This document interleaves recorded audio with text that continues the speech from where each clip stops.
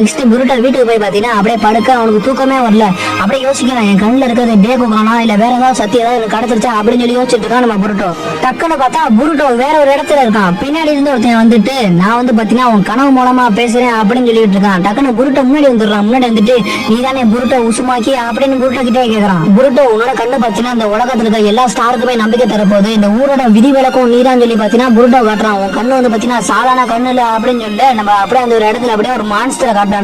அப்படியே அந்த இடத்துக்குமே மான்ஸ்டருமே வந்துட்டு போகுது. நம்ம புருட்டோவும் இந்த கண்ணு தானா சொல்லி அப்படியே ஒரு மாதிரி தொட்டு பாக்குறான். தொட்டு பார்த்தா அவன் சொல்றான், உன்னோட கண்ணு தான் இந்த உலகத்துக்கு வெளிச்சம் தரப்போகுது அப்படின்னு சொல்லி அவன் அந்த இடத்துல இருந்து கிளம்பிடுறான். டக்குன்னு பாத்தீங்கன்னா ஒரு வெளிச்சம் அடிக்குது. என்னடான்னு பார்த்தா நம்ம புருட்டோவும் அந்த ஒரு கனவுல இருந்து பாத்தீங்கன்னா எந்திரிச்சு நம்ம புருட்டோ கண்ணுக்கு பாத்தீங்கன்னா பாக்குற எல்லாமே மங்களா தெரியுது. வேக வேகமா ஓடி போய் கண்ணாடி எடுக்கிறான். கண்ணாடி எடுத்து பாக்கலாம்னு சொல்லி பார்த்தா கண்ணுல இருந்து பாத்தீங்கன்னா ப்ளூ கலர்ல இருக்கு. போச்சுடா நம்மளுக்கு பியபகவான் வந்துருச்சு அப்படின்னு சொல்லி பாத்தீங்கன்னா புருட்டோ ரொம்பவே சந்தோஷமே அந்த இடத்துல கத்த ஆரம்பிக்கிறான். இவன் கத்துல நம்ம தூங்கிட்டு இருந்த ஹீமா வரையும் எந்திரிச்சிருச்சு.